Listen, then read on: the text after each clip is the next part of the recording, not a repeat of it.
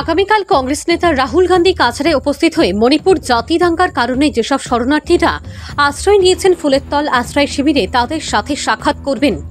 রবিবার শিলচরে উপস্থিত হয়ে আসাম প্রদেশ কংগ্রেস কমিটি ভূপেন বরা জানান, আগামীকাল বরাকে উপস্থিত হবেন কংগ্রেস নেতা রাহুল গান্ধী। তিনি শিলচর কুম্ভীরগ্রাম বিমানবন্দরে উপস্থিত হয়ে মণিপুরের জাতি দাঙ্গা কারণে যারা কাছাড় জেলার ফুলেরতল আশ্রয় শিবিরে শরণার্থী আশ্রয় নিয়েছেন তাদের সাথে দেখা করে জিরিবাম চলে যাবেন। তারপর সড়ক পথে কুম্ভীরগ্রাম বিমানবন্দরে এসে বিশেষ বিমানে ইম্ফলের উদ্দেশ্যে রওনা দেবেন। ভূপেন বরা বলেন, প্রাক্তন মুখ্যমন্ত্রী সর্বানন্দ সোনোয়াল প্রতিশ্রুতি দিয়েছিলেন যে শালচাপড়া টুকর গ্রামের বাঁধের উপর সেতু তৈরি করা হবে, তা আজও পর্যন্ত হলো না। সেতু হলে আজ এই অঞ্চলের জনগণ উপকৃত হতেন। ভূপেন বরা বলেন, ওনার ঘরে যে চুরিকাণ্ড ঘটনা সংঘটিত হয়েছে তা সাধারণ চুরির ঘটনা নয়, এটা ষড়যন্ত্র বলে জানান ভূপেন বরা। তার সহ বিজেপি সরকারের কাজকর্ম নিয়ে সমালোচনা করেন। করিমগঞ্জ জেলার ভাৰত বাংলা সীমান্ত এটা নতুন বদৰপুৰ সমষ্টি বুলি কয়, টুকাৰগ্ৰাম আৰু নয়াগ্ৰাম এইটো অঞ্চলৰ প্ৰায় ৩০০ পৰিয়াল কুশিহাৰা নদীৰ বানৰ কবলত পৰি যথেষ্ট সংগ্ৰামৰ মাজেদি সময় পাৰ কৰিছে। বহু ৰাইজ কেইদিনমানৰ আগলৈকে কেম্পত আছিলে, ৰিলিফ কেম্পত। আজি সেই অঞ্চলত গৈ পেলাই বানাক্ৰান্ত ৰাইজৰ খবৰ লওঁ আৰু আমাৰ দলৰ ফালৰ পৰা কালিলৈ আমি তাত অলপ ৰিলিফৰ ব্যৱস্থা কৰিছোঁ। কিন্তু মই কৰিমগঞ্জ জিলাৰ উপায়ুক্তক ইয়াৰ পৰাই আহ্বান জনাইছোঁ যে সেই মানুহখিনিৰ যিটো যন্ত্ৰণা হৈ আছে, এক নয়াগ্ৰাম গোটেই গাঁওখন অৰিজিনেল জেগাৰ পৰা উঠি যাবলগীয়া হ'ল, তেওঁলোকে পুৰণা বাৰীবিলাক এৰি দিবলগীয়া হ'ল। যি ধৰণে চৰকাৰে সহায় সাহায্য কৰিব লাগে পুনৰ সংস্থাপনৰ কাৰণে, এতিয়ালৈকে সিমান গুৰুত্ব চৰকাৰে দিয়া নাই। আৰু ৰিলিফৰ ক্ষেত্ৰতো ৰাইজে মোক নিজে কৈছে যে এতিয়ালৈকে 2 দিন পাইছে, 2 দিন ৰিলিফ দিয়া হৈছে। গোটেই মাটি খেতি মাটি পানীৰ তলত আছে আৰু এখন গাঁও নয়াগ্ৰামখন উঠি যাবলগীয়া হ'ল। আৰু সীমান্তৱৰ্তী মানে অহা যোৱাৰ কোনো কমিউনিকেশ্যন নাই, নাও বাদ দি। সৰ্বানন্দ সোণোৱাল ডাঙৰীয়া মুখ্যমন্ত্ৰী থাকোঁতে ৰাইজে কোৱা মতে তাত আহি পেলাই এখন দলং দিয়াৰ প্ৰতিশ্ৰুতি দিছিলে।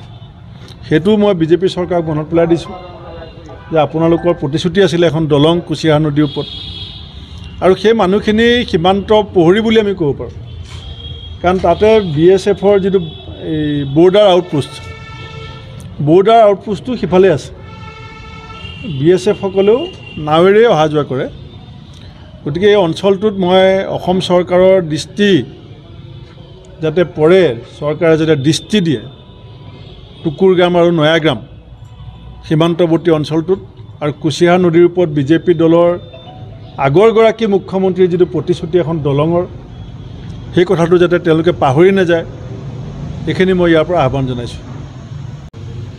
কালিলৈ আমাৰ লোকসভাৰ বিৰোধী দলৰ নেতা, আমাৰ অল ইণ্ডিয়া কংগ্ৰেছ কমিটিৰ প্ৰাক্তন সভাপতি শ্ৰীযুত ৰাহুল গান্ধী ডাঙৰীয়াই শিলচৰত আমাৰ যি মণিপুৰৰ গোষ্ঠী সংঘৰ্ষত আক্ৰান্ত হৈ কিছু লোক আমাৰ জিৰিবাম অঞ্চলত আছে, তেখেতসকলক লগ পাবলৈ আহিব। আৰু লগতে আমাৰ অসমৰ বান পৰিস্থিতি সম্পৰ্কতো আমাৰ ইয়াৰ স্থানীয় বিধায়ক বৰাকৰ যিসকল দলৰ নেতা তেওঁলোকৰ লগতো আলোচনাত মিলিত হ'ব। আৰু তাৰপাছত তেখেত এই মণিপুৰ যাবগৈ, ইম্ফল যাবগৈ। ইম্ফলৰ পৰা তেখেত দিল্লী যাব। ইম্ফলৰ এক ৰাতি থাকিব, কাৰণ আপোনালোকে জানে যে মণিপুৰৰ গোষ্ঠী সংঘৰ্ষৰ ভয়াৱহতা এতিয়াও শেষ হোৱা নাই। আমাৰ ফালৰ পৰাও চেষ্টা চলি আছে, ৰাইজেও চেষ্টা কৰিছে। আমাৰ কংগ্ৰেছৰ নৱনিৰ্বাচিত সাংসদজনে সংসদৰ মজিয়াত গোটেই পৰিস্থিতি দাঙি ধৰিছে। তাৰ পাছতো বিজেপি দলৰ কোনো কেন্দ্ৰীয় মন্ত্ৰী, প্ৰধানমন্ত্ৰী, গৃহমন্ত্ৰীয়ে বিষয়টোক, মণিপুৰৰ গোষ্ঠী সংঘৰ্ষৰ বিষয়টোক যিধৰণে গুৰুত্ব দিব লাগিছিলে, গুৰুত্ব নিদিয়াৰ কাৰণে বিৰোধী দলৰ দলপতি হিচাপে ৰাহুল গান্ধী ডাঙৰীয়াই এইটো তৃতীয় ভ্ৰমণ মণিপুৰত কেনেকৈ পৰিস্থিতি উপশম ঘটাই শান্তি অৱস্থা আমি বাৰ্তাই ৰাখিব পাৰোঁ, তাৰ কাৰণে তেখেতে নিজাববীয়া প্ৰচেষ্টা চলাই আছে। কেইটা বজাত আহিব আৰু বাহিৰত যাব নেকি তেওঁ? কালিলৈ তেখেত ৰাতিপুৱা 9 বজামানত আমাৰ শিলচৰ এয়াৰপৰ্টত আহি পাব আৰু জিৰিবাম অঞ্চললৈ গৈ তাত শৰণাৰ্থীসকলক লগ পাব। লগতে এয়াৰপৰ্টতে আমাৰ বৰাকৰ যিসকল কংগ্ৰেছ নেতা আছে তেওঁলোকক লগ পাব। তাৰপাছত জিৰিবামৰ পৰা তেওঁ আকৌ এয়াৰপৰ্টৰ পৰা স্পেশাল ফ্লাইটেৰে ইম্ফল যাব। আগামীকালকে আমাদের সর্বভারতীয় নেতা তথা লোকসভার বিরোধী দলপতি শ্রদ্ধেয় রাহুল গান্ধীজি মণিপুরের যে জাতিদাঙ্গা আজকে প্রায় 1 বছরের উপর থেকে চলছে, উনি আগে একবার মণিপুরের সেই জাতিদাঙ্গাতে মানুষ যেভাবে ক্ষতিগ্রস্ত হয়েছেন, অনেকের মৃত্যু হয়েছে, সেই সব খবর নেওয়ার জন্য উনি আগেও একবার গিয়েছিলেন মণিপুরে এবং আবারও উনি আগামীকালকে সেই মণিপুরের যে শরণার্থী ক্যাম্প, সেই শরণার্থী ক্যাম্পে গিয়ে উপজাতি সম্প্রদায় এবং মণিপুরী সম্প্রদায়ের সঙ্গে পৃথকভাবে আলোচনা করবেন। সেই উদ্দেশ্য নিয়ে উনি সকাল 9টা 15 মিনিটে দিল্লি থেকে শিলচর এয়ারপোর্টে এসে পৌঁছাবেন।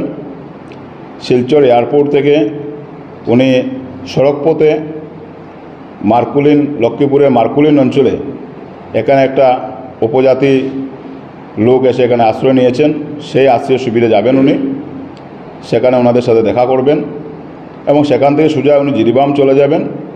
জিরিবাম একটা শরণার্থী শিবিরে গিয়ে উনি মানুষের সাথে যোগাযোগ করবেন, দেখা করবেন। তারপর উনি আবার সড়কপথে শিলচর এয়ারপোর্টে চলে আসবেন। সেখান থেকে বিশেষ বিমানে করে উনি ইম্ফলে যাবেন। ইম্ফল থেকে সড়কপথে উনি চোরাচাঁদপুর যাবেন, মান্ডপ বলে আরেকটা জায়গা আছে সেখানে যাবেন। এবং বিভিন্ন শরণার্থী শিবিরে আশ্রয়িত উপজাতি সম্প্রদায় এবং মণিপুরী সম্প্রদায়ের সঙ্গে উনি দেখা করবেন, ওনাদের দুঃখ দুর্দশা কথা শুনবেন। তারপর উনি মণিপুরের গভর্নরের সাথে উনি রাত্রে 7টায় গভর্নরের সাথে দেখা করবেন রাজভবনে। এখান থেকে সোজা রাজভবনে গভর্নরের সাথে সভা করে উনি চলে যাবেন উত্তরপ্রদেশে চলে যাবেন।